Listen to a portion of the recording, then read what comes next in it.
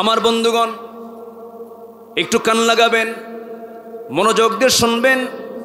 কথায় তো কথা, আবারে কোনো থা নাই, কথার তো কোনো থা থাকে না, সব দিকেই চলে যায়। মূল আলোচনার দিকে আমি চলে আসতেছি, মূল প্রেক্ষাপটের দিকে আমি চলে আসতেছি, আয়াতের দিকে চলে আসতেছি। আমার বন্ধুগণ, এই দুনিয়ার কল্যাণ যদি আমরা পেয়ে যাই, আখিরাতের কল্যাণ দিবেন কে বলেন? আল্লাহ দিবেন। দুনিয়াটাকে আমরা ঠিক রাখবো, আখিরাত আমাদের ঠিক থেকে যাবে। দুনিয়াটা আমরা ঠিক রাখবো, আখিরাতও ঠিক থেকে যাবে। দুনিয়াটা বেঠিক করবো, আখিরাতটাও বেঠিক হয়ে যাবে। দেখবেন সামান্য অর্থের জন্য অনেক লোক আছে ঈমান বিক্রি করে ফেলে। আসতে বলবেন না, সেনা নাই। সামান্য একটা পদ পদবীর জন্য ঈমানটা বিক্রি করে ফেলে, আল্লাহর প্রশংসা বাদ দিয়ে মানুষের প্রশংসা করে। ঈমানটা বিক্রি করে ফেলতেছে সস্তা মূল্য দিয়া। এই ক্ষেত্রে একজন নারী ছিলেন, আল্লাহ তাআলা তার দৃষ্টান্ত দিয়েছেন। তিনি দুনিয়ার হাসানা কেমন করে কামাই করতে হয় তিনি কামাই করে নিয়েছেন। আসিয়া আলাইহিস সালাতু ওয়াস সালাম, আল্লাহ তাআলা তাকে এত সম্মান মর্যাদা দিয়েছেন যে আসিয়া আলাইহিস সালাতু ওয়াস সালাম এত বড় সম্মানী নারী, আল্লাহ তার দোয়া কেমন সুন্দর করে কবুল করে নিয়েছেন। কিন্তু তিনি কার ঘরে বড় হয়েছেন? কার ঘরে বলেন? ফেরাউনের ঘরে। বিয়ের পর থেকে নিয়ে সংসারে জীবন যাপন করেছেন। তার স্বামী হলো ফেরাউন, কিন্তু ঈমানটা টিকে রেখেছেন ফেরাউনের ঘরে থেকেই। এই জন্য আমি বলি আমার বন্ধুগণ, যত বাধা বিপত্তি আসুক না কেন, ঈমান টিকে রাখতে পারলে পরে কাফেরের ঘরে ঈমান টিকে রাখা যায়। আবার ঈমান যদি সে না টিকে রাখতে পারে, নবীর বউ হয়েও ঈমান টিকে রাখা যায় না। সূরা তাহরিম আল্লাহ তাআলা এটাই বলে দিয়েছেন। আমার বন্ধুগণ, আসিয়ার জীবনে কি আসে নাই? আসিয়ার স্বামী হলো ফেরাউন, সাধারণ কোনো একজন ব্যক্তি নয়। ফেরাউন হলো একটা দেশের সে রাষ্ট্রপ্রধান। রাষ্ট্রপ্রধান হলে পরে সে আইন প্রণেতা, বড় একজন দাপুটে নেতা। এত বড় নেতা ছিল ফেরাউন, যে নেতা 40,000 শিশুকে হত্যা করেছিল তার ক্ষমতাকে পাকাপোক্ত করার জন্য, মুসার জন্ম ঠেকানোর জন্য। এই ফেরাউন আসমানে কিতাবে আগুন ধরিয়ে দিয়েছিল, অনেক আলেমকে হত্যা পর্যন্ত করেছিল ক্ষমতাকে পাকাপোক্ত করার জন্য। কিন্তু সেই ফেরাউন শেষ পর্যন্ত টিকতে পেরেছে না সুবান খাইছে? কি বলেন, কি খাইছে বলেন? সুবান খাইছে। ওয়াক্তুব লানা ফি হাযিহি দুনিয়া হাসানাতাও ওয়া ফিল আখিরাতি ইন্না হুদানা ইলাইক।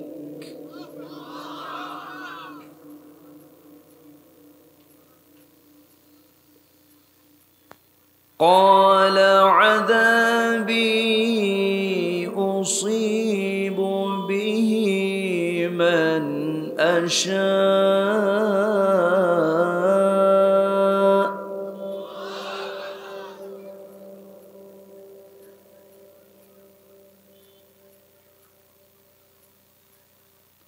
ورحمتي وسعت كل شيء فسأكتبها للذين يتقون.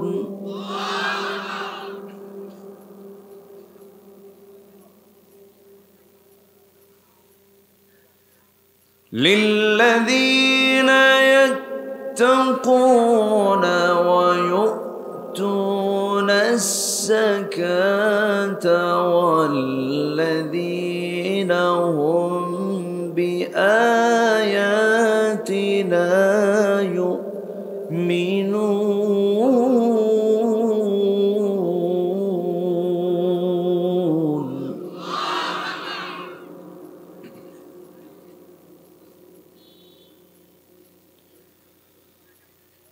الله أكبر. بسم الله الرحمن الرحيم.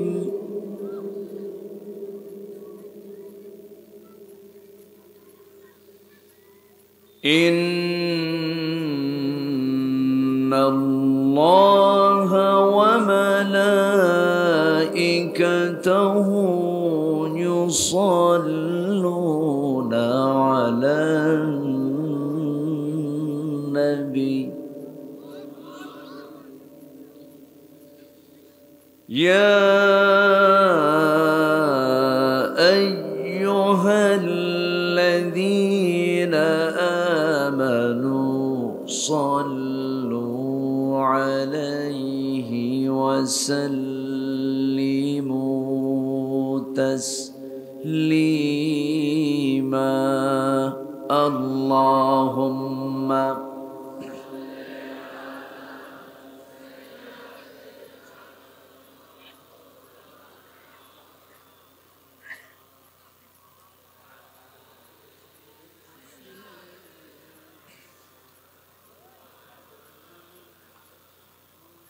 একটু মোহাব্বত দিয়ে নবীর প্রেমে মাতোয়ারা হয়ে জবান খুলে উচ্চ আওয়াজে সবাই বলুন আল্লাহুম্মা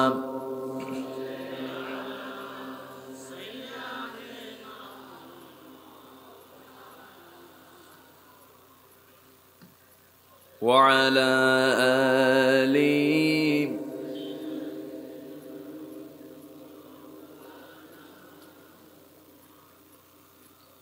তায়েফের কথা ভেবে কাঁদে শুধু দুনয়ন এমন দরদি পেতে কাঁদে মন অনুক্ষণ কাঁদে মন অনুক্ষণ ওহুদে দাতাহারা আহমদ যখন লৌহ মাখা কিয়ামতে উঠবে তখন জিহাদ না করে কিভাবে দেখাবে তুমি চাঁদ চেহারা রূপে ওয়াতুল আল্লাহুম্মা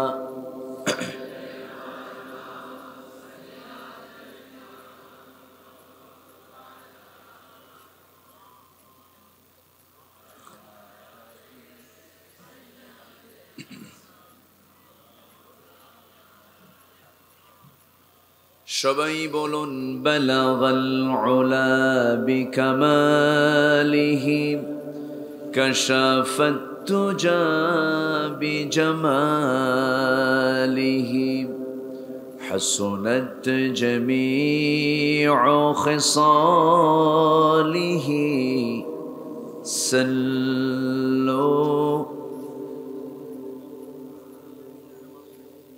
सूरत यूसुफ बिदारी हिकमत लुक़मान इमाम कारी कुरआन बारी ये है दिले सादिमान मा बलगल उला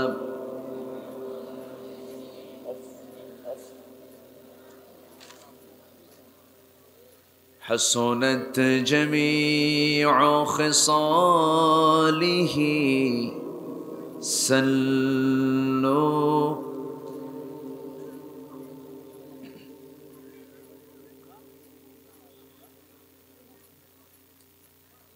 দেশের উত্তরাঞ্চলের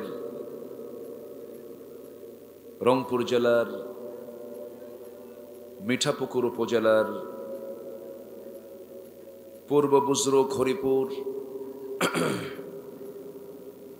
বাইতুল আকসা জায়ে মসজিদ মাহফিল ইন্তেজামে কমিটি কর্তৃক আয়োজিত চতুর্থ বার্ষিকী তাফসীরুল কোরআন মাহফিল 2023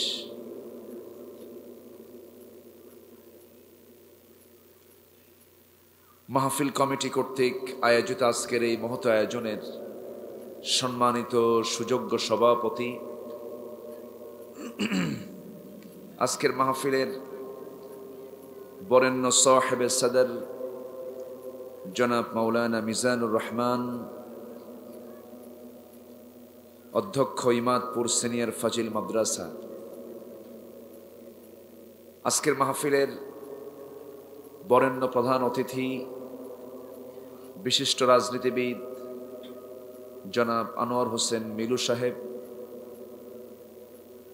বরেণ্য অতিথি মাননীয় প্রাক্তন চেয়ারম্যান মহোদয়, আজকের মাহফিলের বিশেষ আলোচক, বরেণ্য মেহমান,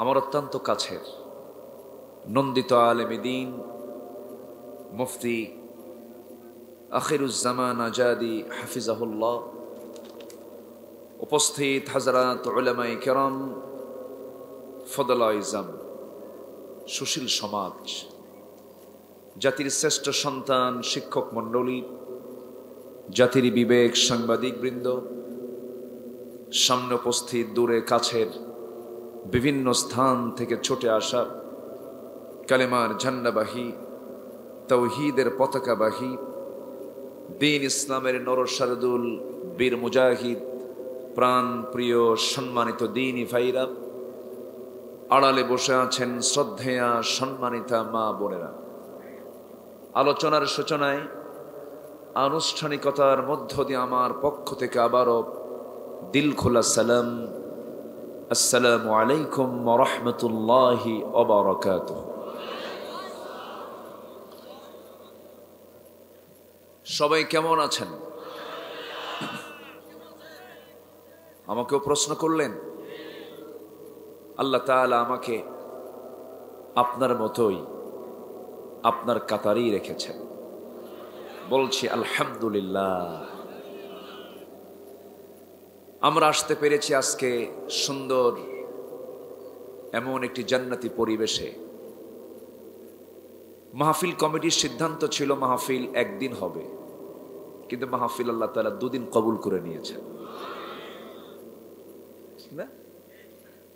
সেদিন একটু অল্প সময় হয়েছে আলোচনা, আজকে তার চেয়ে একটু বেশি হবে। এবং আমি এবছর মনে হয় কোনো মাহফিলে দুদিন নেওয়ার সুযোগ পাইনি। আমার লিটন ভাইয়ের নসিব এটা জুটেছে, আল্লাহ পাক আমাকে আসার তৌফিক দিয়েছেন। সেদিন এসেছিলাম, কিন্তু আমি সার্বিক দিক লক্ষ্য করে প্রাকৃতিক দুর্যোগের কারণে মাহফিলটাকে সেদিন সংক্ষিপ্ত করে আমরা আরেকটা দিন নির্ধারণ করেছি। তাহলে আমাদের সওয়াবের পরিমাণ কি সিঙ্গেল থাকলো না ডাবল হলো? ডাবল হলো।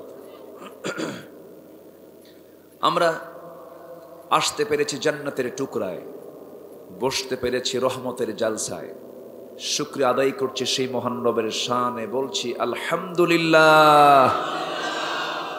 আবারও বলছি আলহামদুলিল্লাহ। চিৎকার মেরে বলছি আল্লাহুম্মা ইন্নী আসআলুকা আল হুদা ওয়াত তুকা ওয়াল আফাফা ওয়াল গিনা। সবাই বলি আল্লাহুম্মা লাকা আসলামতু ওয়া বিকা আমানতু ওয়া আলাইকা তাওয়াক্কালতু ওয়া ইলাইকা আনাবতু ওয়া বিকা খাসামতু। আমরা আল্লাহ তাআলার শুকর আদায় করে নিলাম। সম্মানিত ভাইয়েরা, মাহফিল চলছে, হচ্ছে। গভর্নমেন্টের পক্ষ থেকে কোনো মাহফিলের যে নিষেধাজ্ঞা, এমন কোনো সিস্টেম কিন্তু আমরা পাইনি। যদি কোথাও কোনো গোলযোগ হয়, এটা স্থানীয় সমস্যার কারণেই এটা হয়ে থাকে। সম্মানিত হাজিরিন, এই যে মাহফিলগুলো আমরা দেখতে পাচ্ছি প্রতিনিয়ত হচ্ছে, কিন্তু আমার দেশে এখনো নামাজি বেশি না বেনামাজি বেশি? আমি ফলাফলগুলো বলছি। ওয়াজ মাহফিল হচ্ছে, আমার দেশে বিড়ি খাওয়া মানুষ বেশি না বিড়ি ছাড়া মানুষ বেশি? ভাই কষ্ট করতে হবে না, রাখেন। আর একটু একটু পিছনে বসলে, এই যে এই ভাইগুলো, হ্যাঁ একটু আপনি একটু পিছনে যাচ্ছেন। আচ্ছা জি। তাহলে বিড়ি খাওয়া মানুষ বেশি না বিড়ি ছাড়া মানুষ বেশি? বিড়ি খাওয়া এত বেশি যেন মনে হয় এই জন্য জাতীয় খাবার, এত খাওয়া খায়। রাত 3টায় ঘুম হয় না তাও খায়, সকালে পায়খানা হয় না তাও সেখানে বসে খায়। তাহলে বিড়ি খাওয়া মানুষ বেশি, বেনামাজি মানুষ বেশি। যদি বলি এদেশে যত মুসলমান অধিকাংশের মুখে দাড়ির পরিমাণ বেশি না কম? দাড়ি কাটা বেশি না দাড়িওয়ালা বেশি? দাড়ি কাটা বেশি। আচ্ছা, তাহলে দাড়ি কাটা বেশি, বিড়িওয়ালা বেশি, বেনামাজি বেশি। যে কোরআন আপনারা শুনতে এসেছেন, সেই কোরআন আল্লাহ তাআলা এটা শেখাকে ফরজ করে দিয়েছেন। কি করে দিয়েছেন বলেন তো? ফরজ। ফরজ মানে কি কোনো মাফ আছে? পড়তেই হবে। এই কোরআনটাকে সহি করে পড়তে পারে আমার দেশের ম্যাক্সিমাম মানুষ কি পারে? তাহলে কম সংখ্যক পারে, একটা বিশাল সংখ্যাগরিষ্ঠ একটা সংখ্যা তারা কোরআন পড়তে জানে না, পারে না। তাহলে ওয়াজ মাহফিল কিন্তু হচ্ছে, ওয়াজ মাহফিল চলছে, এটার ফলাফল কিন্তু আমরা এটা পেলাম। আচ্ছা, ওইদিকে সুদের পরিমাণ তো মনে হয় আগের চাইতে এখন অনেক কম, বলেন? বেশি। সুদ তো মনে হয় মিঠা পুকুরে নাই, কারণ এ তো লোনা পুকুর না, এটা মিঠা পুকুর। কি পুকুর বলেন? মিঠা পুকুর, সেখানে লোনা টোনা নাই। সম্মানিত ভাইয়েরা, তাহলে সুদও আছে, ঘুষ তো আমার দেশে কোনো অফিসে চলেই না, তাও আছে। তাহলে এরকম করে যদি যুগ যুগ ওয়াজ চলতে থাকে, বন্ধ হবে কি? বন্ধ হওয়ার কিন্তু একটা উপায় আছে। আসতে বলবেন না, আছে না নাই? রোগীর রোগ যখন না সারে তখন ডাক্তার বিভিন্ন ঔষধ দেন, একটা ওষুধে কাজ হয় না, আবার আরেকটা ট্রিটে চলে যান, পদ্ধতি আছে। হ্যাঁ, ওয়াজ মাহফিলের কিছু উপকার আছে, অবশ্যই আছে। যেখানে যাত্রা হতো, যেখানে এরকম করে বিভিন্ন অপসংস্কৃতির গান বাজনা হতো, সে যুবকরা আজকে কোরআনের মাহফিল করছে। বলি আলহামদুলিল্লাহ, এটা ভালো, ইতিবাচক দিক। কিন্তু স্থায়ী প্রাপ্তি, স্থায়ী এটা সমাধানের জন্য কি করা যায়, এমন সমাধান তো কোরআনে নাই। আসতে বলবেন না, আছে না নাই? আচ্ছা, সব আছে এর ভিতরে। আমি যতটুকু সময় পেয়েছি, অনেক সময় একটা মানুষের আমল করার জন্য বেশি সময় লাগে না, বেশি ওয়াজ লাগে না। সামান্য আমলেই, সামান্য কথায় যদি আমলের নিয়ত থাকে জান্নাতে যাওয়ার জন্য, সেই কথাগুলি তার জন্য যথেষ্ট। জোরে বলি সুবহানাল্লাহ। কিন্তু কোরআন শোনার একটা আদব আছে, সেটা হলো চুপচাপ থাকা, নড়াচড়া না করা, মনোযোগ দিয়ে শোনা। এটা কি মোল্লার হুকুম না আল্লাহর হুকুম? আল্লাহর হুকুম। আল্লাহ রাব্বুল আলামিন বলেন, وَإِذَا قُرِئَ الْقُرْآنُ فَاسْتَمِعُوا لَهُ وَأَنصِتُوا لَعَلَّكُمْ تُرْحَمُونَ। যখন তোমাদের সামনে কোরআনে কারীমের যখন তেলাওয়াত শুরু হয়ে যায়, আলোচনা শুরু হয়ে যায়, সেই সময় তোমাদের দুটা কাজ, একটা হলো মনোযোগ সহকারে শোনা, চুপ করে থাকা, চুপ থাকা, মনোযোগ সহকারে শোনা। এই দুইটা আমল যদি করতে পারো, আল্লাহ বলছেন তুমি রহমত প্রাপ্ত হয়ে যাবে। জোরে বলি সুবহানাল্লাহ। এই মাহফিলের শেষ কাজ হবে, শুরু হয়েছে নাহমাদুহু দিয়ে, শেষ হবে দোয়া দিয়ে। কি দিয়ে বলেন? দোয়া। দোয়ার আগে কেউ কি চলে যাওয়ার কোনো চিন্তা মাথায় নিয়েছেন? সবাই থাকবেন তো ইনশাআল্লাহ? মাহফিল কমিটি মাহফিল একদিনের বাজেট করেছিলেন, সেখানে 2 দিন হয়ে গেল। এখন বলেন তো, চাপটা কি সিঙ্গেল না ডাবল? ডাবল একটা প্রেশার পড়েছে কমিটি। আমার লিটন ভাই আমাকে বুঝতে দেননি, কিন্তু আমি বুঝতে পেরেছি একটা ডাবল প্রেশার তাদের উপরে পড়েছে। একটা ধাক্কা তারা খেয়েছেন। তো তো মাহফিল কি শুধু কমিটির না সবার? এটা কি মনে করেন আপনারা? কমিটির না সবার? সবার, এটা মনে করতে হবে। তো আমি সবার কাছে আমি বলতে চাচ্ছি শুরুতেই যে মাহফিল যদি সবার মনে করেন, আমি যদি সবার কাছে একটা আবদার রাখি যে আপনার পকেটে হয়তো 2, 4, 5, 10 লাখ টাকা তো নাই, ব্যাংকে টাকা জমা দেওয়ার জন্য আসেন নাই, হয়তো কিছু টাকা খরচের কিছু টাকা এনেছেন, সেখান থেকে একটু যেন মনে হয় যে আমি দান করলাম, আমি দিচ্ছি। কার হাতে? আসতে বলবেন না, কার হাতে? আল্লাহর হাতে। আমি আল্লাহর হাতে দিচ্ছি, আমি আল্লাহর হাতে দিচ্ছি, এমন মানসিকতা নিয়ে ওয়াজ শোনা যেমন ইবাদত, দান করাও ইবাদত। এটা আর্থিক ইবাদত, আর্থিক।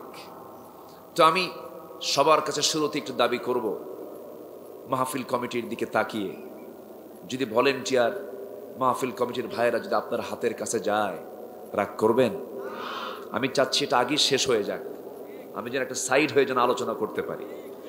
তা আমি ভলেন্টিয়ার ভাইদের একটু পাঠায় দিচ্ছি, যে যা পারি আমরা 5, 10, 50, 100, 500 আমরা একটু উদার চিত্তে দিল খুলে, আমার মা বোন, তাদের মাঝ থেকেও কিছু মা বোন উঠে দাঁড়ান, নিয়ত করবেন, আপনি কবুল করবেন। আসতে বলুন, কবুল করবেন কে? আল্লাহ তাআলা। কোথায় ভলেন্টিয়াররা? যে নামেন, যে যা পারি আমরা সবাই দেব। আর কোনো কথা নয়, এখানে কথা বলাটা বেয়াদবি। আমরা যদি নাম নিতেই হয়, কথা বলতেই হয়, নাম নেব কার? জিকির করি লা ইলাহা, আর জোরে লা ইলাহা সুবহানাল্লাহ ওয়ালহামদুলিল্লাহ, আর জোরে লা ইলাহা, লা ইলাহা সুবহানাল্লাহ ওয়ালহামদুলিল্লাহ। যদি কেউ না দিতে পারেন, কোনো দাবি নেই। যদি কেউ না দিতে পারেন, কোনো ক্লেম নেই। অন্তত যে চাদরটা যাচ্ছে, চাদর একটু হাতের ছোঁয়া লাগায় দেন, তাও বরকত পাবেন। আবার যেন ব্যাগের মধ্যে যেন হাত দেন না, ঠিক আছে না? আমরা সবাই দিল থেকে দেব, জোরে বলি ইনশাআল্লাহ। তবে হ্যাঁ, আমার একটা দাবি, এটা হলো কেউ এই দান থেকে মাহরুম হবেন না, দিতেই হবে, কিছু না কিছু দিবেন। যদি বিড়ি থাকে বিড়িও দিবেন, তাও দেন। আমি দেওয়ার আধিক্য বোঝানোর জন্য আমি কথাটা বলে ফেলেছি, মিসাল স্বরূপ। আমরা সবাই দেব, জিকির করি লা ইলাহা,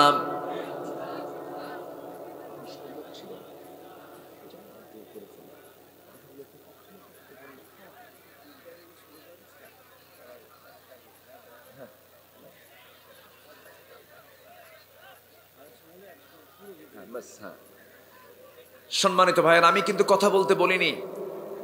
কথা বলা এটা কোরআনের শানের খেলাফ। জিকির করি লা ইলাহা, আল্লাহর নাম নেই, লা ইলাহা। আচ্ছা, চাদরগুলো নিয়ে কোথায় যাবে সব? হ্যাঁ, চাদরগুলো নিয়ে যথাযথ কর্তৃপক্ষের হাতে হস্তান্তর করুন, যেন এই আমানতের যেন কোনো খেয়ানত না হয়। পিছন দিয়ে আবার দৌড় মাইরেন না। জিকির করেন সুবহানাল্লাহ আলহামদুলিল্লাহ, আরো জোরে লা ইলাহা,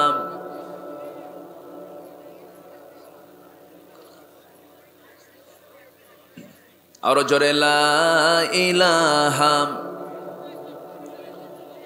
সুবহানাল্লাহ আলহামদুলিল্লাহ।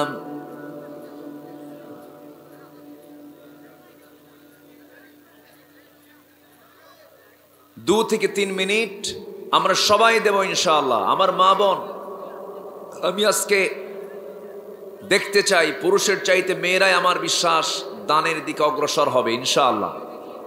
জি, জিকির করে সুবহানাল্লাহ আলহামদুলিল্লাহ। আরো জোরে লা ইলাহা সুবহানাল্লাহ আলহামদুলিল্লাহ। আরো জোরে লা ইলাহা সুবহানাল্লাহ আলহামদুলিল্লাহ।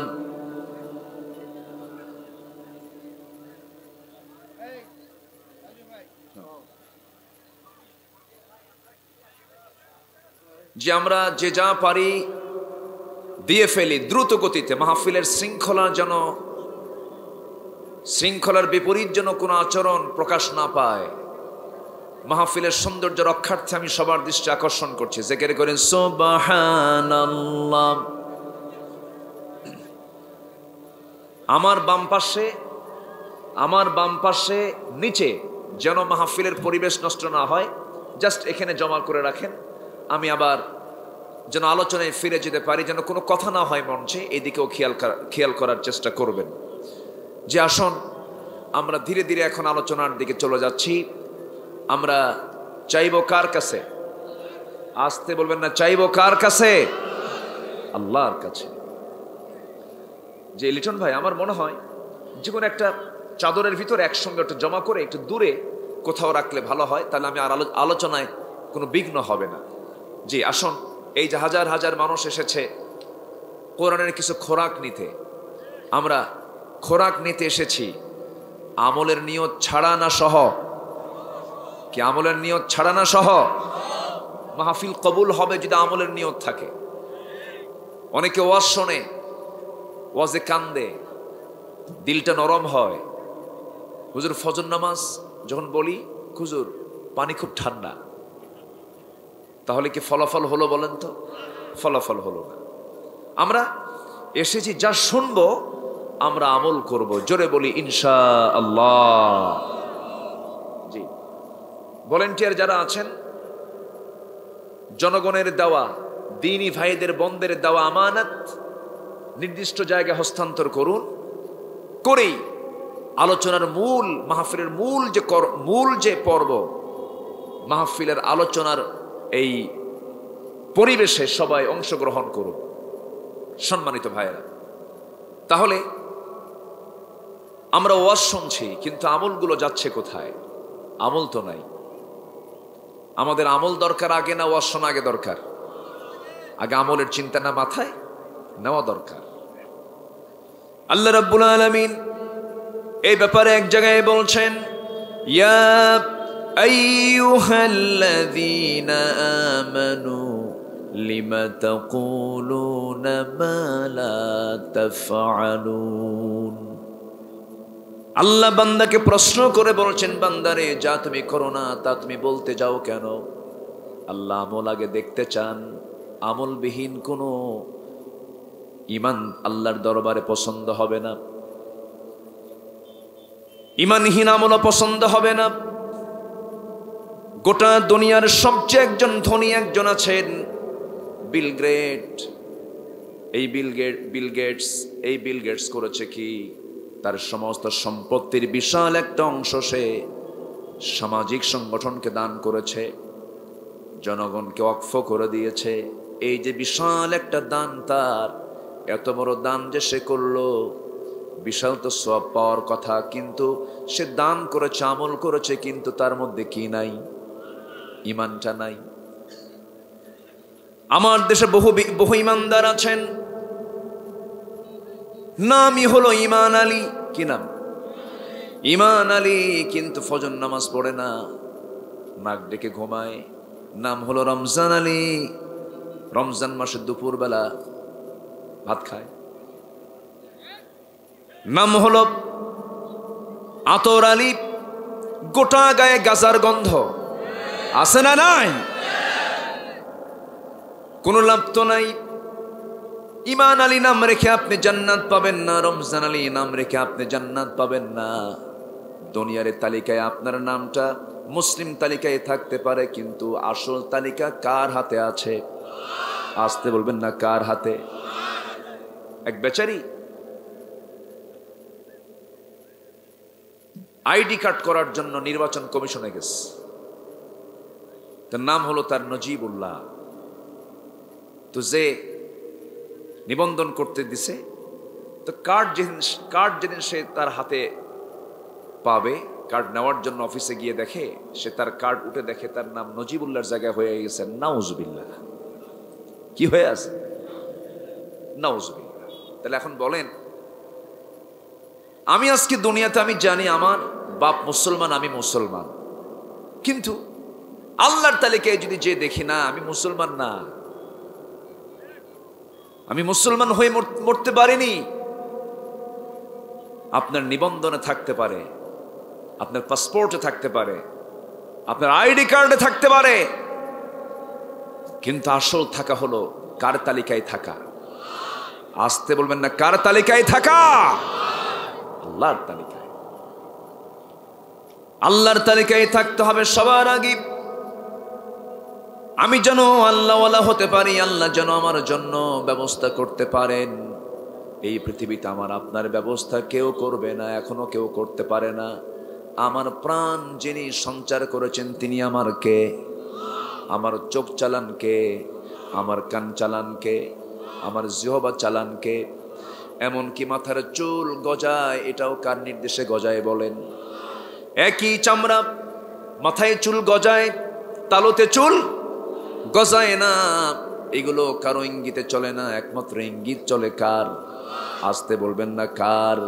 আল্লাহর। সে আল্লাহ বলছেন, বান্দা তুই আমার গোলাম হয়ে যা, তুই আমার কাছে চা, আমার কাছে প্রার্থনা কর, দুনিয়ার কল্যাণ চা, আখিরাতের কল্যাণ চা। আমি যেখান থেকে তেলাওয়াত দিয়ে শুরু করেছি সে আয়াতের দিকে আস্তে আস্তে চলে যাচ্ছি।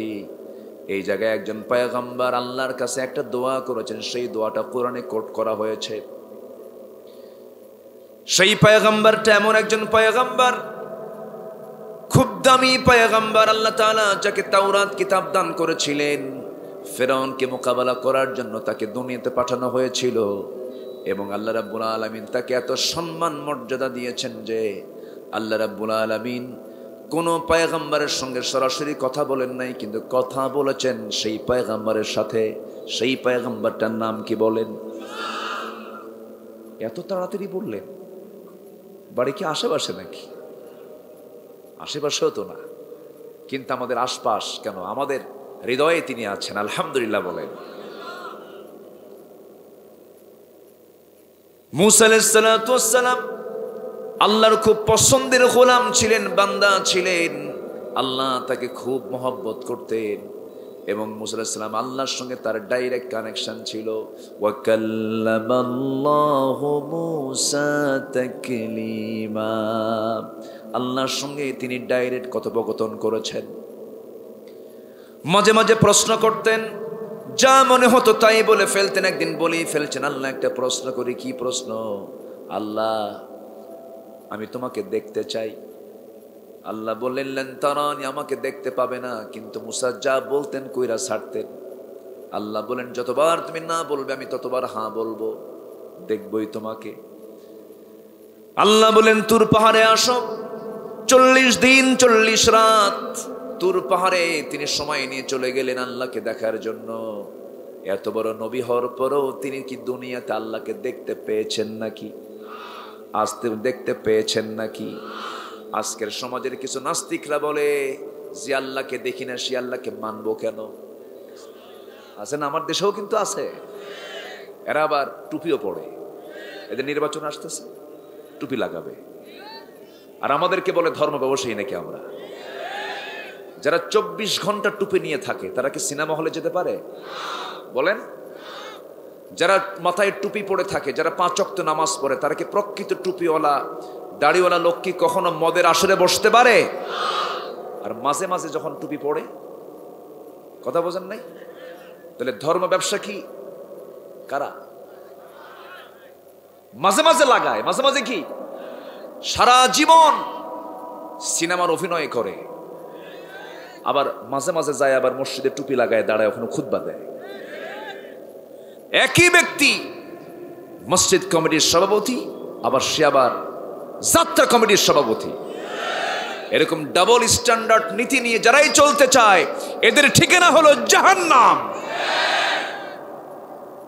কষ্ট পাচ্ছেন? কষ্ট পাচ্ছেন? কষ্ট মনে করা যাবে না। যে কোনো একটা লাইন ধরতে হবে। মদও খাবেন, নামাজও পড়বেন, আর ওয়াজ করবেন, মসজিদ মে নামাজ পড়ো, হোটেল মে শরাব পেও। মসজিদে নামাজ পড়ো, হোটেলে গিয়ে শরাব খাও, আল্লাহ খুশি থাক, শয়তানা বেজার হওয়ার দরকার নাই। এরকম চেতনার লোক আছে না নাই? হজেও যায়, হজে গিয়ে বলে প্রিয় দেশবাসী আমি ওমরায় আসছি, আমি দেশ থেকে আসছে ওমরা করার জন্য, আপনাদের জন্য আমি দোয়া করি। তা আমি সবার কাছে দোয়া চাই আমি যেন নিরাপদে দেশে যেন ফিরতে পারি ওমরা শেষে, এবং দেশে ফিরে যেন সিনেমার বাকি কাজ সম্পূর্ণ করতে পারি। বুঝলেন? এই হলো চরিত্র। আগে হারাম ছাড়তে হবে, আগে তাগুতকে ছাড়তে হবে। বিড়াল পড়েছে কূপের ভিতরে, মরে গেছে বিড়াল, কূপের পানির গন্ধ কি দূর হবে? যতক্ষণ না তোলা হবে মরা বিড়াল। মরা বিড়াল রেখে পানি তুলে লাভ আছে? আপনি হারাম খাবেন আর ভাববেন যে আমি নামাজ পড়েই এই হারামগুলোকে দূর করে দেব না। আগে হারামকে মাইনাস করতে হবে। সুদখোর, একজন সুদখোর কখনো প্রকৃত নামাজি হতে পারে না। একজন মদখোর প্রকৃত নামাজি হতে পারে না। প্রকৃত নামাজি মদও খাবে না, সুদও খাবে না।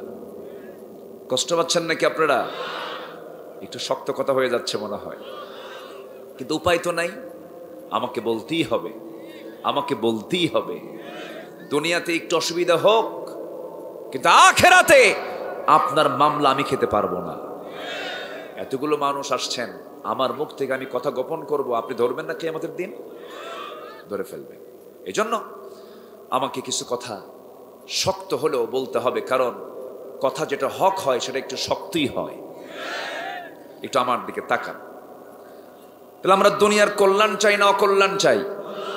কল্যাণ চাই, আখিরাতেরও কল্যাণ চাই। একজন পয়গম্বর তিনি আল্লাহর কাছে এই দোয়াটা করছেন। সেই পয়গম্বরের নাম বলেছি আমি ইতিমধ্যে। কি নাম বলেন তো? মুসা। দেখেন, কোরআন হলো রাসূলের উপরে নাজিল হওয়া কিতাব, আর তার মধ্যে আল্লাহ তাআলা আবার মুসার দোয়া ঢুকায় দিয়েছেন। জোরে বলি সুবহানাল্লাহ। আমার বন্ধুগণ, আল্লাহ রাব্বুল আলামিন বলেন, ওয়াকতুব লানা ফি হাযিহিদ দুনিয়া হাসানাতাও ওয়া ফিল আখিরাহ ইন্না হুদনা ইলাইক قال عذابي أصيب به من أشاء ورحمتي وسعت كل شيء فسأكتبها للذين يتقون ويؤتون الزكاة والذين هم بآياتنا يؤمنون جربون الله أكبر সূরাতুল আরাফ আয়াত নাম্বার 156।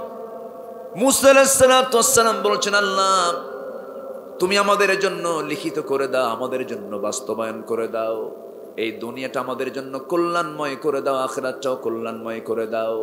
সেম একই দোয়া আমার নবীও করেছেন। যারা পারেন ঠোঁট মিলিয়ে বলুন, রব্বানা আতিনা ফিদ দুনিয়া হাসানাতাও وفي الآخرة حسنة وقنا عذاب النار وجعلنا الجنة مع الأبرار।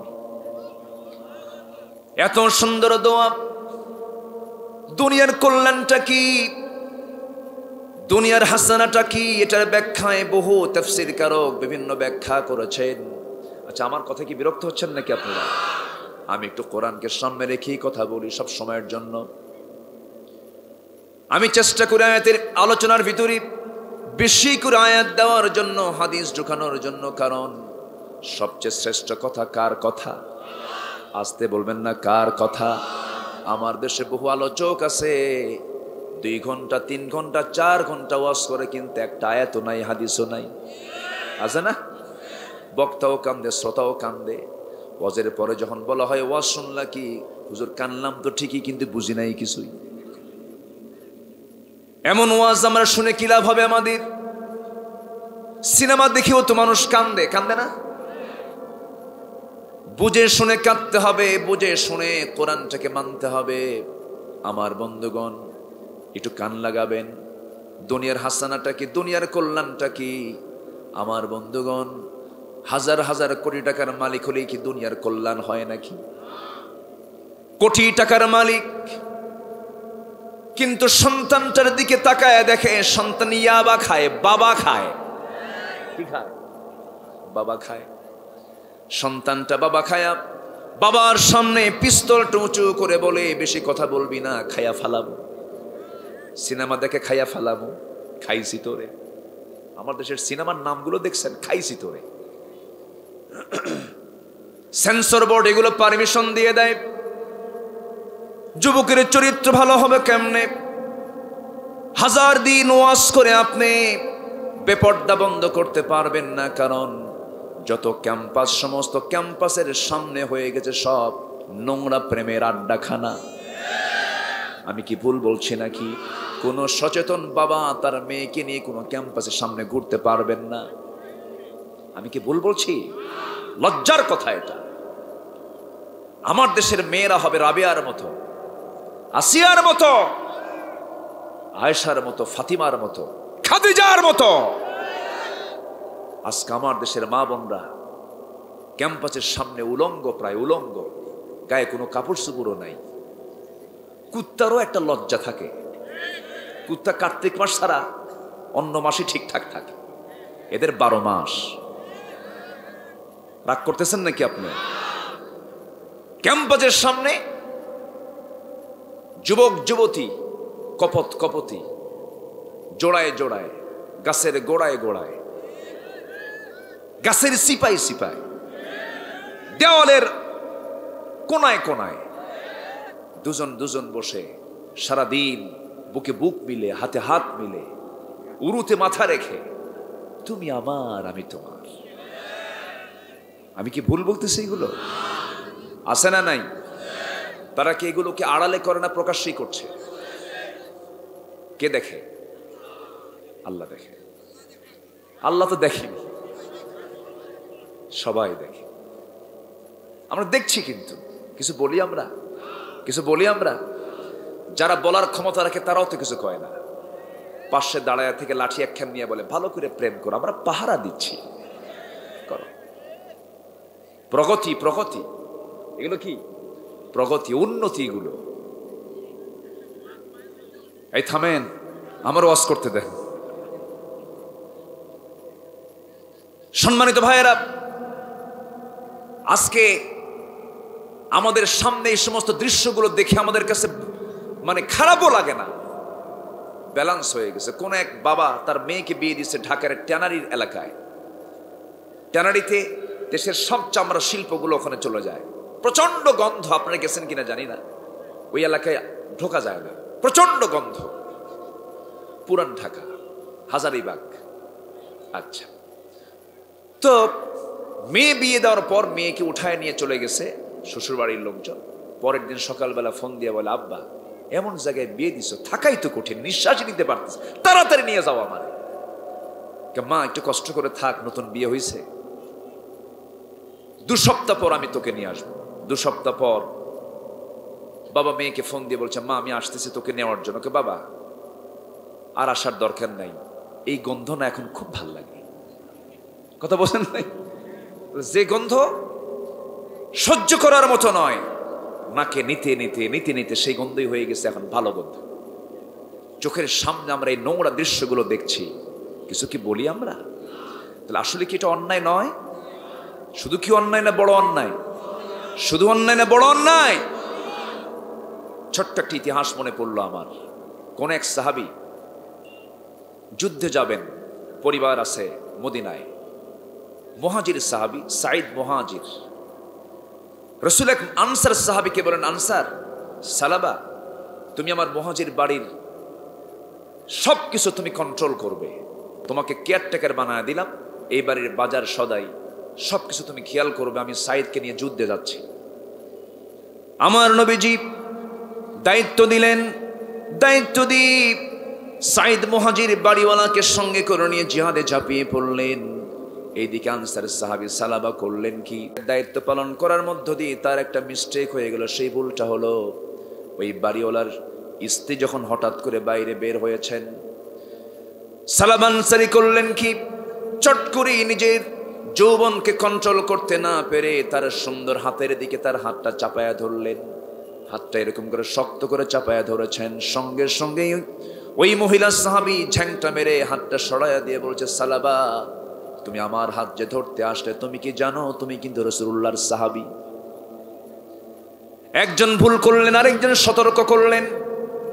সালাবা চট করে হাতটা আবার সরাইয়া নিলেন, কিন্তু ভিতরে ভিতরে তার প্রতিক্রিয়া শুরু হলো, চোখের পানি বন্ধ হয় না, সেজদায় পড়ে পড়ে কাঁদে না, আল্লাহ আমি বড় ভুল করে ফেলেছি, আমাকে মাফ করে দিও, আমাকে ক্ষমা করে দিও। চোখের পানি ফেলতে ফেলতে ফেলতে ফেলতে অস্থির হয়ে গেছেন। যুদ্ধ শেষে আমার রাসূল সাইদ মুহাজিরকে সঙ্গে করে নিয়ে চলে আসলেন, গিন্নির সামনে দাঁড়ালেন। গিন্নি বললেন, আমার স্বামী আপনি কি জানেন এমনটা একটা ঘটনা ঘটেছে, আমি সতর্ক ছিলাম, আমি তাকে সতর্ক করলে সে সতর্ক হয়ে যায়, সে আমার কাছ থেকে গুটে নেয়, কিছুই হয় না, আমাদের কোনো ক্লেমও নাই।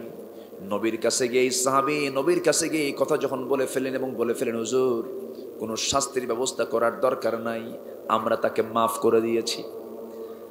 কিন্তু আমার নবীজি বললেন, সাহাবী শোনো, আমি তো সালামাকে দায়িত্ব দিয়েছিলাম, কিন্তু সালামা আমার দায়িত্বের কেন খেলাফ কাজ করলো, আমি তাকে মাফ করব না। আমি তাকে শুধু কি করেছেন, হাতটা ধরেছেন। এখন শুধু হাত ধরে, আস্তে করে, এখন কি শুধু হাত ধরে? আজকের এই দুনিয়ায় আমার দেশে যে বিয়ের প্রথাগুলো আছে, বিয়ের ভিতরে যে জঘন্য কারবারগুলো হয়, বিয়ে হলো একটা পবিত্র সম্পর্কের মাধ্যম, সেই বিয়েতে ডিজে পার্টি ছাড়া বিয়েই হয় না। এটা কি মুসলমানদের কালচার?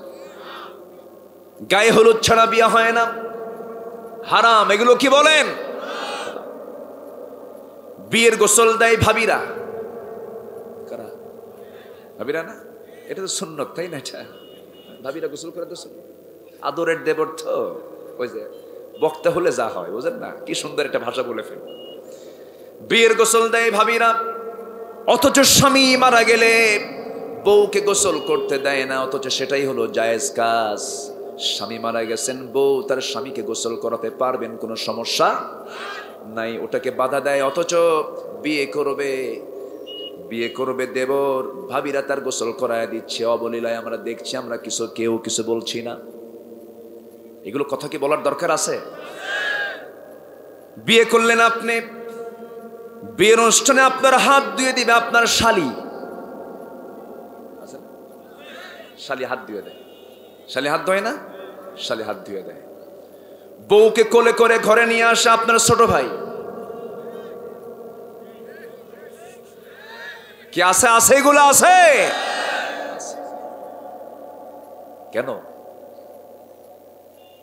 এমন দুলাভাই আছে, বউকে হুন্ডায় তোলে না, শালিকে হুন্ডায় তোলে, শালিকে হুন্ডায় তুলে নাকি সে মজা পায়, আছে না? চরিত্রবান দুলাভাই নাকি ওটা, ওর চরিত্র ভালো, বউকে নিতে চায় না, শালিকে হুন্ডায় তুলে নেয়। শালি এখন কি করবে? শালি মনে করে আমার দুলাভাই মানুষ, আমার বড় বোনের স্বামী যখন বলি ফেলেছে উঠি, হুন্ডায় ওঠে, হুন্ডার পেছনে উঠে, মাঝখানে গ্যাপ রাখে না, গায়ের সঙ্গে গা লাগাবো না। কিন্তু দুলাভাই সামনে যেমন ব্রেক মারে, এক ব্রেকে গ্যাপ পূরণ আছে। এগুলো আছে না? আসতে বলবেন না, আছে না? নাই?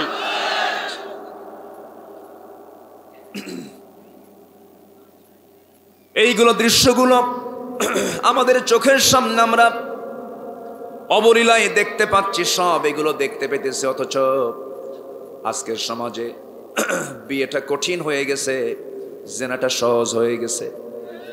আজকে বিয়ে সহজ না জেনা সহজ? বিয়ে সহজ না জেনা সহজ? একটু জিকির করি লা ইলাহা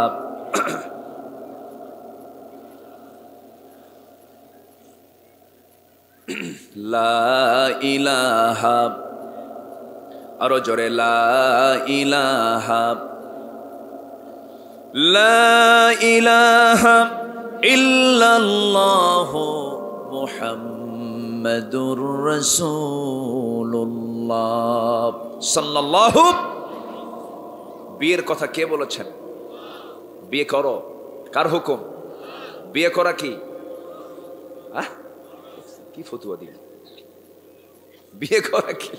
আর নিকাহ সুন্নতি, বিয়ে হচ্ছে রাসূল বলেছেন, আমার নবী বলেছেন বিয়ে হচ্ছে আমার সুন্নাত। আলহামদুলিল্লাহ বলেন।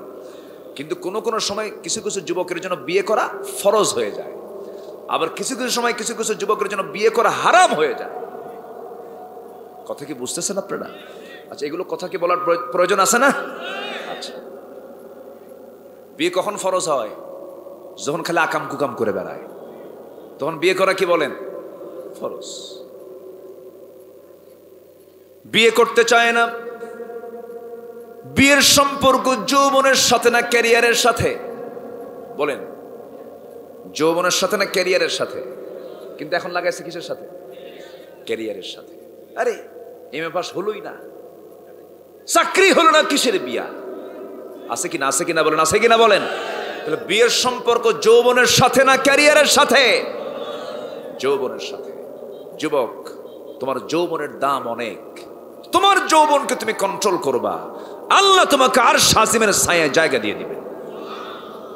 যৌবনের দামটা কত, আল্লাহ কত দাম দিয়েছেন যৌবনের। আল্লাহ বলছেন আমি আরশ আজিমের ছায়া আমি তাকে জায়গা দেব। একজন যুবক খুব জোরে আওয়াজে বলছে, হুজুর আমি বেকার, বিয়ে দেয় না।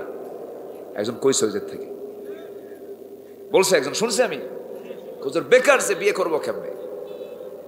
আছে অনেক মেয়ের বাপ মাও দুষ্ট আছে, মেয়েকে বিয়ে দেবে, শর্ত জড়িয়ে দেয়, ওর কামাই কি, ওর অফিস কোথায়, ইউরোপ সিটিজেন না আমেরিকা সিটিজেন, মঙ্গল গ্রহে অফিস আছে তো?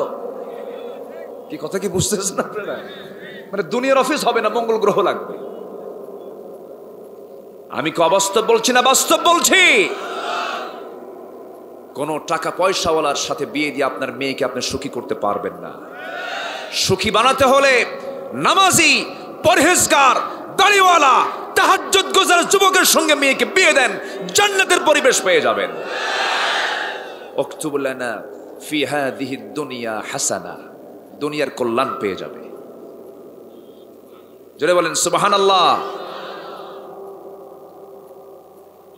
আমার বন্ধুগণ, ওই সাহাবীর কথা বলছিলাম, মনে আছে তো আপনাদের? সেই সালাবান সারি, যেদিকে চোখ চলে যায় সেই দিকেই তিনি যাচ্ছেন, তওবা করছেন, রোনাজারি করছেন, চোখের পানি ফেলে ফেলে কাঁদতেছেন। কাঁদতে কাঁদতে সেজদায় পড়ে পড়ে অস্থির হয়ে আল্লাহর কাছে রোনাজারি করছেন। আমার রাসূল এক সময়ে বলে ফেলেন, সাহাবীরা, আমার সালাবাকে আমি মাফ করি নাই, কিন্তু আল্লাহ তাকে মাফ করে দিয়েছেন।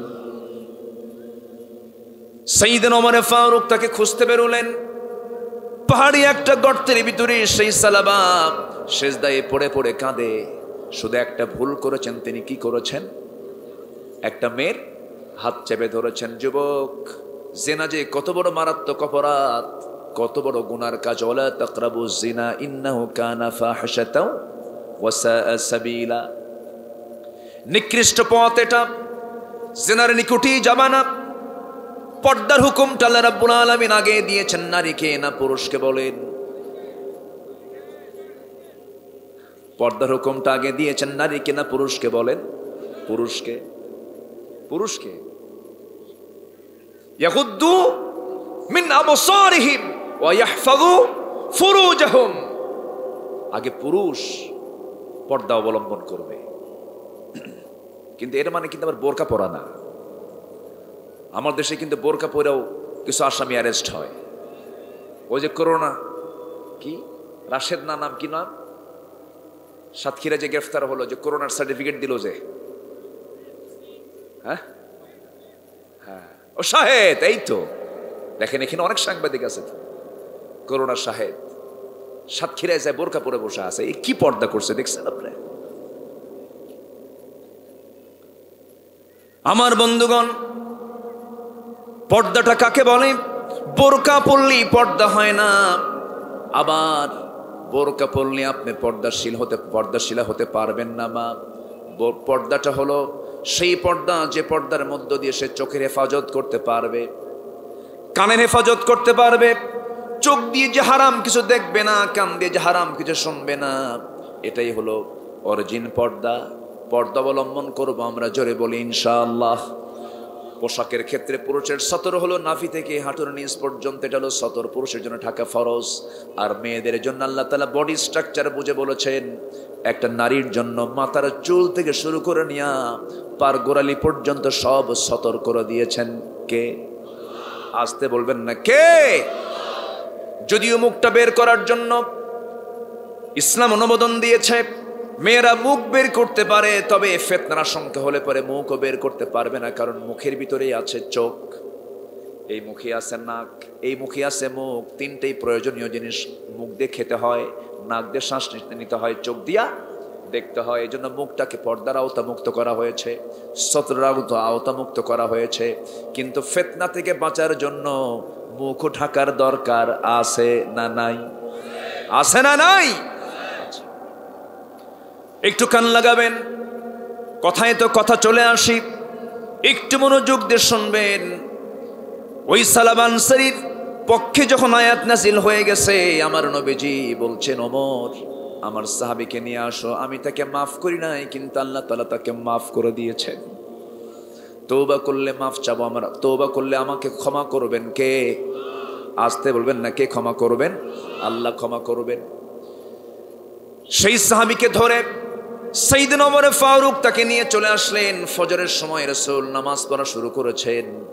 সেই নামাজের সময় যখন তিনি নামাজে অংশগ্রহণ করেছেন, বহুদিন আমার নবীর পিছনে তিনি নামাজ পড়েন না। যখন তিনি শুনেছেন নামাজের ভিতরে আলহাকুমুত তাকাসুর হাত্তা যুরতুমুল মাকাবির, এই আয়াতটা রাসূল পড়ছেন, সাহাবী নামাজের মধ্যে দম ফেটে দুনিয়া থেকে বিদায় নিলেন। আমার নবীজি নামাজ শেষ করলেন, সাহাবায়ে কেরামকে বললেন, সাহাবীরা, আমার প্রিয় সাহাবী দুনিয়া থেকে বিদায় নিল, কিন্তু এই সাহাবীর তওবা আল্লাহ রাব্বুল আলামিন কবুল করে নিয়েছেন। এই প্রেক্ষাপট থেকে যুবকরা একটা শিক্ষা পেয়ে গেলাম। সেই শিক্ষাটা হলো, কোনো ক্রমেই বিবাহ বহির্ভূত কোনো সম্পর্ক রাখা যাবে। আসতে বলবেন না, যাবে যাবে না। মোবাইলে ইনবক্সে নক করা যাবে না, মেসেঞ্জার, ইমো, হোয়াটসঅ্যাপ, লাইন, ভাইবার করা যাবে? কি যাবে? কি যাবে? ওইটা অন্য কিছু কইছে মনে হয়। আচ্ছা যুবকরা, তোমরা কি কষ্ট নিচ্ছ? আজকের মাহফিলে কিন্তু যুবকরা বেশি, আমি খুব খুশি হয়েছি, বলি আলহামদুলিল্লাহ। তাহলে জেনার দিকে যাবা না বিয়ে করবা? ভালো করে বলো। দেন বুড়া চাচাকে বিয়ে করবো, এই তো কাম সারা।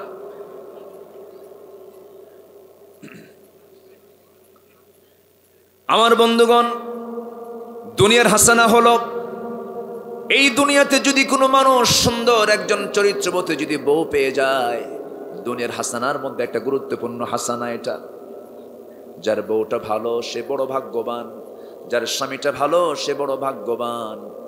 যদি কারো বউ না ভালো হয়, বড় দুনিয়াটা জাহান্নাম হয়ে যায়। ভালো হওয়ার জন্য, ভালো থাকার জন্য সবার আগে আমরা মানবো কোন কিতাবটা? বলেন, কোন কিতাবটা বলেন? বিয়ে করতে যায় ছেলে, মেয়েকে প্রশ্ন করে, তুমি কি ল্যাপটপ ইউজ করো? তোমার কোন ডিভাইস আছে বলো? প্রশ্নগুলো আধুনিক, তুমি কি এগুলো বোঝো নাকি? এই সমস্ত প্রোগ্রামগুলো বোঝো নাকি? কিন্তু না না, আপনি যখন বিয়ে করতে যাবেন তখন আপনার প্রথম প্রশ্ন হবে, তুমি কি কোরআন পড়তে পারো নাকি? ঠিক কিনা? তোমার সন্তানটা বড় কোরআনওয়ালা হয়ে যাবে। জীবনটাকে সুন্দর করে সাজিয়ে নাও, গুছিয়ে নাও। সেই সমস্ত নেতৃত্বের পেছনে যেও না যে নেতৃত্বের পেছনে মদের বোতল পাওয়া যায়। কি ঠিক কিনা? এমন নেতা আছে না নাই? মদ হাতে তুলে দেয়, গাঁজা হাতে তুলে দেয়, অস্ত্র হাতে তুলে দেয়। নেতা নিজেও নামাজ পড়ো না, তুমিও তুমি নামাজ পড়বা তাও বলে না। যে নেতৃত্বে, নামাজের নেতৃত্বের গন্ধ পাওয়া যায় না, সেই নেতৃত্বের মুখে আমরা জুতা মারি, থুতু মারি। রাজি আছেন কারা কারা? হাত উঁচু করে দেখান মুসলমান।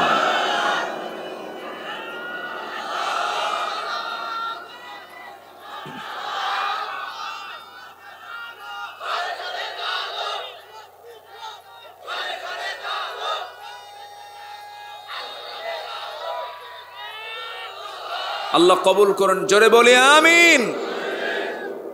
কিছু নেতা আছে এই স্লোগান কেউ সহ্য করতে পারে না, আছে না নাই? এই স্লোগান শুরু হলে ওর জ্বর আসে, আছে না নাই? কেন আপনার জ্বর কেন আসবে? আপনি মুসলমান না? আপনার জন্ম হয়েছে আওয়াজ শুনে। আপনি যখন জন্মগ্রহণ করেছেন তখন আপনার কানে দিয়েছে ইমরাতুল লূত, এরপরে হলো মারিয়াম। এই চারজন নারীর নাম সূরা তাহরিমের মধ্যে আল্লাহ রাব্বুল আলামিন উল্লেখ করেছেন, দৃষ্টান্ত দিয়েছেন। দুজন খারাপ আর দুজন ভালো, দুজন খারাপ আর দুজন ভালো। ভালোকে বোঝার জন্য খারাপও জানতে হয়, আবার খারাপকে বুঝলে পরে ভালো জানা হয়ে যায়। দুজন নারী করি আল্লাহ রাব্বুল আলামিন দৃষ্টান্ত দিলেন কেন? দেখেন, একজন নারী হচ্ছেন ফেরাউনের বউ, তার নাম কি বলেন?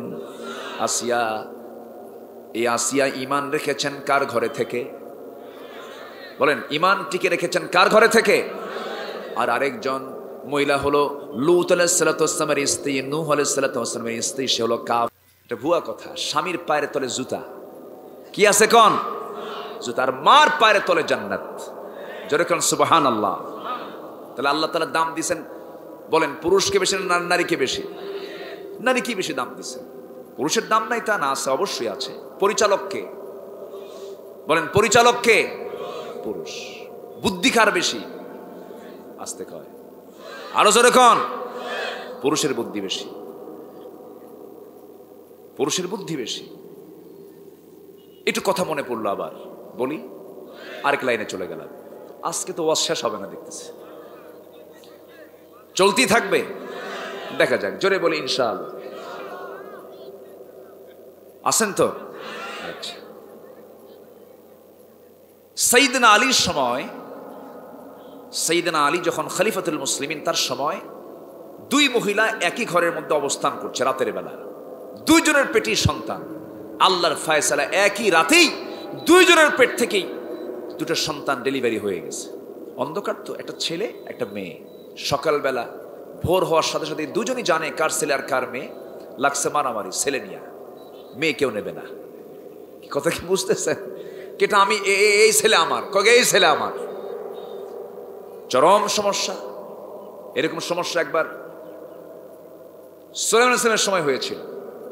একটা সহিহ হাদিসের বর্ণনা কিন্তু আসছে। আচ্ছা, তেমন সময় সাইয়েদনা আলীর কাছে এই রিপোর্টটা চলে গেল, ফয়সালা হয় না। তিনি বললেন, এই দুই মহিলাকে নিয়ে যাও, ঘরের মধ্যে তুলে নিয়ে দেখো তো ওদের স্তন থেকে দুধ বের করে দুটা গ্লাসে জমা করো। দুজন মহিলার দুই স্তন থেকে 2 গ্লাস দুধ বের করে দুটাই মানে গ্লাসে দুজনের দুধ তোমরা জমা করো। জমা করা হলো। তিনি বললেন, দেখো তো কোন গ্লাসের দুধটা ঘন আর কোন গ্লাসের দুধটা পাতলা। সাইয়েদনা আলী যখন, যে সময়ে কোনো প্রযুক্তি ছিল না, ডায়াগনস্টিক সেন্টার ছিল না, ডিএনএ টেস্টের কোনো যুগ ছিল না, সেই যুগে কি আপডেট তথ্য দিলেন। তিনি বললেন, দেখো কোন গ্লাসের দুধটা ঘন কোন গ্লাসের দুধটা পাতলা। যখন বলা হলো এই গ্লাসের দুধটা ঘন এই গ্লাসের দুধটা পাতলা, তিনি বললেন, ঘন দুধ যে স্তন থেকে বের হয়েছে আল্লাহ তাআলা তাকে ছেলে সন্তানের মা বানায় দিয়েছেন। পাতলা দুধ যার, আল্লাহ তাকে মেয়ে সন্তানের জননী বানায় দিয়েছেন। সুন্দর করে যখন তিনি ফয়সালা দিলেন, তারাও তো জানে সঠিক ফয়সালা হয়ে গেছে। দুই মহিলার কোলে 2 সন্তান তুলে দিলেন। 2 মহিলা 2 সন্তান নিয়ে সন্তুষ্ট চিত্তে চলে গেল। আমার ওয়াজও শেষ হয়ে গেল। এখন প্রশ্ন হলো, হুজুর দুধ কেন ঘন হলো, দুধ কেন পাতলা হলো? ওয়াজ আবার শুরু হলো। দুধ কেন ঘন হলো, দুধ কেন পাতলা হলো? অবশ্যই রহস্য আছে না নাই? আসতে বলবেন না, আছে না নাই? যদি মেয়েদের জন্য দুধটা যদি ঘন করা হতো, মেয়েরা অধিকাংশে পাগলি হয়ে যেতেন, ব্রেনটা নষ্ট হয়ে যেত, তাদের মেধার গঠন হতো না। পুরুষের গায়ের শক্তি বেশি, তার হাড় গঠনের জন্য তার মস্তিষ্ক গঠনের জন্য, ব্রেন গঠনের জন্য, তার বডি স্ট্রাকচার তৈরির জন্য মেয়ে যা খাবে তার ডাবল খাবে পুরুষ। মেয়ে যা খাবে তার ডাবল দুধ লাগবে, পুরুষের সেই পরিমাণ দুধ লাগবে। এবং পুরুষের ব্রেনের সেল হলো 49টা, মেয়েদের ব্রেনের সেল হলো 39টা। কম হলো কয়টা বলেন? 10টা। এখন বলেন বুদ্ধি বেশি কার? দোষ কার? আল্লাহ, আল্লাহর দোষ। আচ্ছা বলেন তো সিনিয়র পুরুষ, সিনিয়র কে, পুরুষ না মহিলা? সিনিয়র কে বলেন? আদম বড় না হাওয়া বড়? আদম থেকে হাওয়া আসছে না হাওয়া থেকে আদম আসছে? সিনিয়র কে আর জুনিয়র কে? সিনিয়র কে? সিনিয়রের দাম আছে না? এখন দুনিয়া চলতেছে সিনিয়র দিনে জুনিয়র দিয়া। আলহামদুলিল্লাহ। কষ্ট পাচ্ছেন আপনারা? আমার বন্ধুগণ, একটু কান লাগাবেন, মনোযোগ দিয়ে শুনবেন। কথায় তো কথা বাড়ে, কোনো থা নাই, কথার তো কোনো থা থাকে না, সব দিকেই চলে যায়। মূল আলোচনার দিকে আমি চলে আসতেছি, মূল প্রেক্ষাপটের দিকে আমি চলে আসতেছি, আয়াতের দিকে চলে আসতেছি। আমার বন্ধুগণ, এই দুনিয়ার কল্যাণ যদি আমরা পেয়ে যাই, আখিরাতের কল্যাণ দিবেন কে বলেন? আল্লাহ দিবেন। দুনিয়াটাকে আমরা ঠিক রাখবো, আখিরাত আমাদের ঠিক থেকে যাবে। দুনিয়াটা আমরা ঠিক রাখবো, আখিরাতও ঠিক থেকে যাবে। দুনিয়াটা বেঠিক করবো, আখিরাতটাও বেঠিক হয়ে যাবে। দেখবেন সামান্য অর্থের জন্য অনেক লোক আছে ইমান বিক্রি করে ফেলে। আসতে বলবেন না, আছে না নাই? সামান্য একটা পদ পদবীর জন্য ইমানটা বিক্রি করে ফেলে। আল্লাহর প্রশংসা বাদ দিয়ে মানুষের প্রশংসা করে। ইমানটা বিক্রি করে ফেলতেছে সস্তা মূল্য দিয়া।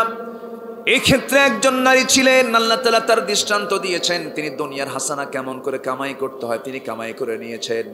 আসিয়া আলাইহিস সালাতু ওয়াস সালাম, আল্লাহ তাআলা তাকে এত সম্মান মর্যাদা দিয়েছেন যে আসিয়া আলাইহিস সালাতু ওয়াস সালাম এত বড় সম্মানী নারী, আল্লাহ তার দোয়া কেমন সুন্দর করে কবুল করে নিয়েছেন। কিন্তু তিনি কার ঘরে বড় হয়েছেন? কার ঘরে বলেন? ফেরাউনের ঘরে। বিয়ের পর থেকে নিয়ে সংসারে জীবন যাপন করেছেন। তার স্বামী হলো ফেরাউন, কিন্তু ইমানটা টিকে রেখেছেন ফেরাউনের ঘরে থেকেই। এই জন্য আমি বলি আমার বন্ধুগণ, যত বাধা বিপত্তি আসুক না কেন, ইমান টিকে রাখতে পারলে পরে কাফেরের ঘরে ইমান টিকে রাখা যায়। আবার ইমান যদি সে না টিকে রাখতে পারে, নবীর বউ হয়েও ইমান টিকে রাখা যায় না। সূরা তাহরিম আল্লাহ তাআলা এটাই বলে দিয়েছেন। আমার বন্ধুগণ, আসিয়ার জীবনে কি আসে নাই? আসিয়ার স্বামী হলো ফেরাউন, সাধারণ কোনো একজন ব্যক্তি নয়। ফেরাউন হলো একটা দেশের সে রাষ্ট্রপ্রধান। রাষ্ট্রপ্রধান হলে পরে সে আইন প্রণেতা, বড় একজন দাপুটে নেতা। এত বড় নেতা ছিল ফেরাউন, যে নেতা 40,000 শিশুকে হত্যা করেছিল তার ক্ষমতাকে পাকাপোক্ত করার জন্য, মুসার জন্ম ঠেকানোর জন্য। এই ফেরাউন আসমানে কিতাবে আগুন ধরিয়ে দিয়েছিল, অনেক আলেমকে হত্যা পর্যন্ত করেছিল ক্ষমতাকে পাকাপোক্ত করার জন্য। কিন্তু সেই ফেরাউন শেষ পর্যন্ত টিকতে পেরেছে না সুবান খাইছে? কি বলেন, কি খাইছে বলেন? সুবান খাইছে। আমার ভাইয়েরা, আজান হচ্ছে, একজন আজানের জবাব দেন, আমি আলোচনা চালিয়ে যাই। একজন জবাব দেন ভাই, আমি আলোচনা চালিয়ে যাচ্ছি। আমার বন্ধুগণ, আসিয়া আলাইহিস সালাতু ওয়াস সালাম চিন্তা করেন সেই ফেরাউনের ঘরে থেকে ইমানটা কেমন করে টিকে রাখলেন, ইমানটা শেষ পর্যন্ত এত মজবুতভাবে টিকে রেখেছেন। ফেরাউন বলল, জানতে পারলো আসিয়া ইসলাম কবুল করেছে। বলতেছে, আসিয়া শুনলাম তুমি নাকি দিন গ্রহণ করেছো, কতটুকু সত্য আমাকে তুমি বলো। এবার আসিয়া বলছেন, আমার স্বামী, আমি আপনাকে দারুণ ভালোবাসি, আপনি আমাকে ভালোবাসেন। আপনার যৌবন আমার কাছে, আমার যৌবন আপনার কাছে, কিন্তু সত্য কথা হলো আমি চাই আপনার কল্যাণ। আপনি শুনবেন কেন? আপনি দেখেন, আশহাদু আল্লা ইলাহা ইল্লাল্লাহ। ফেরাউন চোখ বড় হয়ে গেল। ফেরাউন খেপে গিয়ে রেগে গিয়ে বলল, আসিয়া তুমি কি জানো এতে কত বড় আমার জন্য অপমানজনক? আমার সম্মান থাকবে না, আমার সব সম্মান ভুলণ্ঠিত হয়ে যাবে, শেষ হয়ে যাবে। তুমি ইসলামটা ছেড়ে দাও। আসিয়া বলছেন, আপনি আমাকে যতবার আপনি আমাকে অনুরোধ করবেন, আমার ইমান তত মজবুত হয়ে যাবে, আর আমাকে যত টর্চার করবেন আমার ইমান তত ভারী হয়ে যাবে। আমি কখনো ইমান ছাড়তে পারবো না, ইসলাম ছাড়তে পারবো না। শেষ পর্যন্ত ফেরাউন বলল, আসিয়া আমার ওই দাসীকে ধরে ফেলবো, সেই দাসী নাকি ইসলাম কবুল করে ফেলেছে। দাসীকে ধরে আনা হলো আসিয়াকে ভয় দেখানোর জন্য।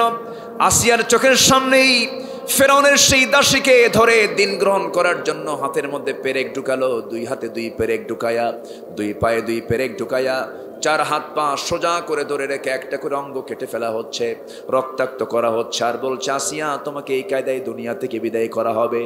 আসিয়া বলছেন, আপনি আমাকে মৃত্যুর ভয় দেখাচ্ছেন, কিন্তু আমি তো আল্লাহর কাছেই জান্নাতেই যেতে চাই, আমার জন্য মৃত্যুর কোনো ভয় নাই। ফেরাউন শেষ পর্যন্ত কি সিদ্ধান্ত নেবে, সিদ্ধান্তহীনতায় ভুগতেছিল। ফিরআউনা ওয়া হামানা ওয়া জুনুদাহুমা, হামান সেই সময় পরামর্শ দিল, ফেরাউন বুকের শত্রু, বড় শত্রু, তোমার আসিয়াকে তুমি শেষ করে দাও। ক্ষমতাকে পাকাপোক্ত করার জন্য আসিয়া শেষ পর্যন্ত নিজের বউকে পর্যন্ত দুনিয়া থেকে বিদায়ের সিদ্ধান্ত নিয়ে নিল। আসিয়া আলাইহিস সালাতু ওয়াস সালামকে করলো কি, বলে ফেললো, আসিয়া এখনো সময় আছে, তুমি কি করবা বলো। আসিয়া বলছেন, আমার সংসারের মূল্য, এই দুনিয়ার সম্মানের মূল্য আমার আল্লাহর কাছে কিচ্ছু না, আমি আল্লাহর কাছে যেতে চাই। জোরে বলেন সুবহানাল্লাহ। আমি আল্লাহর কাছে যেতে চাই, আমি আখিরাতের কল্যাণ চাই, দুনিয়ারও কল্যাণ নিয়ে আমি আখিরাতের কল্যাণটা পেতে চাই। আসিয়া আলাইহিস সালাতু ওয়াস সালামকে শেষ পর্যন্ত জল্লাদ দিয়ে তাকে সামনে হাজির করা হলো। জল্লাদ তার সামনে চলে গেল, করাত হাতে নিয়ে। সেই জল্লাদ আসিয়া আলাইহিস সালাতু ওয়াস সালামের কপাল বরাবর করাতটা লাগায় দিয়ে বলছে, আসিয়া এখনো সময় আছে, তুমি কি করবে বলো, জীবনের মূল্য অনেক। আসিয়া বলছেন, জল্লাদ রে, তুমি আমাকে যে ভয়টা দেখাচ্ছ মৃত্যুর ভয়, কিন্তু আমি আসিয়া, তুমি কি জানো, আমি আমার নাকের ভিতরে জান্নাতের গন্ধ পেতেছি। জোরে বলে সুবহানাল্লাহ। জান্নাতের গন্ধ পাচ্ছি আমি, আমাকে তুমি আর এই জায়গা থেকে সরাতে পারবে না। সঙ্গে সঙ্গে করাত চালু করে দেওয়া হলো, ফিঙ্কি দিয়ে রক্তগুলো পড়তেছে, গড়ে গড়ে রক্তগুলো পড়তেছে। ওই সময় আসিয়া আলাইহিস সালাতু ওয়াস সালাম একটা দোয়া করেছেন। সেই দোয়াটা যদিও তিনি তাওরাত কিতাবের অনুসারে ছিলেন, কিন্তু সেই দোয়াটা আল্লাহ রাব্বুল আলামিন অত্যন্ত যত্ন করে কোরআনের মধ্যে ঢুকায় দিয়েছেন। জোরে বলুন সুবহানাল্লাহ। ও দুনিয়ার নারীরা, ও দুনিয়ার ইমানদার পুরুষেরা, তোমরা আসিয়ার মতো দোয়া করো। তিনি কি দোয়া করছেন, রব্বি বিনিলি ইনদাকা বাইতান ফিল জান্নাহ ওয়া নাজ্জিনি মিন ফিরআউনা ওয়া আমালিহি। আল্লাহ, তুমি আমার জন্য বানায় দাও, ইনদাকা তোমার কাছে, ও আল্লাহ তোমার কাছে, বাইতান একটা ঘর, ফিল জান্নাহ জান্নাতের মধ্যে। আল্লাহ, আমি বেশি ঘর চাই না, একটা মাত্র ঘর চাই, কিন্তু সেই ঘরটা হওয়া চাই ইনদাকা তোমার কাছে, অর্থাৎ তোমার আরশ আজিমের দেওয়ালের সঙ্গে আমার ছোট্ট একটা ঘর তুমি আল্লাহ বানাইয়া দাও। জোরে কোন সুবহানাল্লাহ, আরো জোরে বলেন সুবহানাল্লাহ। আমার বন্ধুগণ, জান্নাত পেতে হলে আকাশের দরজা খোলা থাকতে হবে। এই আকাশের দরজা আমরা খোলা করব, আমাদের জন্য খোলা রাখতে চাই, জোরে বলে ইনশাআল্লাহ। কিন্তু আল্লাহ বলছেন, বান্দা শোন, কোন কোন বান্দার জন্য আমি আসমানের দরজায় খুলবো না, জেনে রেখে দে। ইন্নাল্লাযীনা কাযযাবু বিআয়াতিনা ওয়াস্তাকবারু আনহা লা তুফাত্তাহু লাহুম আবওয়াবুস সামা ওয়া লা ইয়াদখুলুনাল জান্নাতা হাত্তা ইয়ালিজাল জামালু ফি সাম্মিল খিয়াত ওয়াকাযালিকা নাজজিল মুজরিমিন। জোরে বলুন আল্লাহু আকবার। সূরাতুল আরাফ 40 নম্বর আয়াত আল্লাহ রাব্বুল আলামিন বলছেন, এই সূরার একটা আয়াত আল্লাহ রাব্বুল আলামিন বলছেন, যারা আমার আয়াতকে যারা মিথ্যা প্রতিপন্ন করবে, অহংকার যারা দেখাবে, আমি তাদের জন্য আসমানের কোনো দরজাই খুলব না, ওরা কখনো জান্নাতে প্রবেশ করতে পারবে না। কেমন করে দেখো, আল্লাহ তাআলা বলছেন, রাগ করে বলছেন, একটা সুঁয়ের ছিদ্র পথে উট ঢোকা যেমন অসম্ভব, ওদের জন্য জান্নাতে যাওয়া তেমনই অসম্ভব। জোরে বলি নাউজুবিল্লাহ। আমরা কি আসমানের দরজা খোলা দেখতে চাই না? সবাই খোলা দেখতে চাই না? রহমত দরকার কার? এখন আল্লাহ তাআলা কি বলছেন? আল্লাহ বলছেন, দেখ আমার ক্ষমতা কি। ক্বালা আযাবি উসিবু বিহি মান আশা, আমি আল্লাহ যাকে ইচ্ছা তাকে শাস্তি দেই, যাকে ইচ্ছা তাকে ক্ষমা করে দেই। এরপর আল্লাহ রাব্বুল আলামিন বলছেন, ওয়া রাহমাতি ওয়াসিআত কুল্লা শাইইন, আর আমার রহমত সব জায়গায় ব্যাপৃত, সব জায়গায় আমার রহমত আছে। আল্লাহ কাফেরকেও খাওয়ান, মুনাফিককেও খাওয়ান, মুমিনকেও খাওয়ান। এরপর আল্লাহ বলছেন, ফাসাআকতুবুহা লিল্লাযীনা يتقون আল্লাহ তাআলা বলছেন তবে হ্যাঁ তিনটা কাজের জন্য আমি তাদের প্রতি আমি আল্লাহর রহমত দিয়ে তাদেরকে ধন্য করব। জোরে বলি সুবহানাল্লাহ। কয়টা কাজ বলেন? এই আয়াতের মূল নির্যাস এখন এই তিনটা পয়েন্ট। সময় লাগবে আরো 2 ঘন্টা। প্রয়োজন আজকে আসর নামাজ বাদ নাকি? 5 ওয়াক্ত নামাজ পড়বেন কারা কারা? হাত তুলে দেখান তো দেখি। 5 ওয়াক্ত নামাজ। জোরে বলি ইয়া আল্লাহ ইয়া রহমান, আমাদেরকে 5 ওয়াক্ত সালাত আদায় করার তৌফিক তুমি আল্লাহ দিয়া দাও। জোরে বলি আমিন, আরো জোরে আমিন, আরো জোরে আমিন। নামাজ পড়বেন না সবাই একসাথে? এখানে আসর নামাজ হবে। জোরে বলি ইনশাআল্লাহ, আরো জোরে বলি ইনশাআল্লাহ। যতগুলো হাত উঠেছে, এত বৃহৎ জামাত যদি এখানে হয়, আমার তো মনে হয় এই মিঠাপুকুর এরিয়াতে আজকে এত বড় আসরের জামাত কোথাও হবে না। ঠিক আছে না? আমরা একসঙ্গে এখানে আসরের নামাজে শামিল হব। জোরে বলি ইনশাআল্লাহ। প্রয়োজনে ওযু ছাড়া নামাজ হবে। ওযু আগে না নামাজ আগে? বলেন কোনটা আগে দরকার? আমার দেশে কিন্তু এমন দরবারও আছে যে দরবারে গেলে মুরিদ হলে ওযুও লাগে না, নামাজও লাগে না। আছে না নাই? ওই সমস্ত দরগায় আমরা লাথি মারি, জুতা মারি, যে দরবারে গেলে নামাজ লাগে না। এই ওঠে কে? ধরেন তো, বসেন বসেন বসেন বসেন। আমি নয় শেষ করলাম। আমি কি কইছি? নাহমাদু দিয়ে শুরু হয়েছে, কি দিয়ে শেষ হবে? দোয়া দিয়ে শেষ হবে। বসেন, আমরা দোয়া করব। আমি বেশি সময় নেব না, আজান হয়ে গেছে আরো 15 মিনিট আগে। আমার ভাই চলে যেতেন, আমি জোর করে আটকে রাখছি। বেয়াদবি হয়ে যাচ্ছে। আবার একজনকে ধমক মারছি, এটা আরেক মহাবেয়াদবি হয়ে গেছে। কিন্তু ধমক মারে মা যখন সন্তানকে দুধ ওষুধ খাওয়াতেন, ওষুধ খেতে চায় না, আগে আদর করে, বাবা ওষুধটা খা, জ্বর কমবে, খা খা খা, তাও খায় না। তখন কি করে? 2 হাত আর 2 পা ধরে খা। কি ঠিক আছে কিনা বলেন? এর মানে কি? এতে মহব্বত কি কমে গেছে নাকি? মহব্বত ঠিকই আছে। যে ধমকটা মারছি রাগ করেন না, বসেন। মহব্বতের ধমক এটা। তো বসেন, আমরা একসঙ্গে দোয়া করবো। আমার লিটন ভাই কই আছেন তো? আলহামদুলিল্লাহ। আল্লাহ তুমি মাহফিলকে কবুল করো। জোরে বলি আমিন, জোরে বলি আল্লাহুম্মা আমিন। সম্মানিত ভাইয়েরা, 3টা গুণ যার মধ্যে থাকবে। 1 নম্বর হচ্ছে তাকওয়া। 1 নম্বর কি বলেন তো? তাকওয়া। নাম্বার 2 হচ্ছে ওয়াইতুনাজ যাকাত, যারা যাকাত ঠিক মতো আদায় করবে। জোরে বলেন সুবহানাল্লাহ।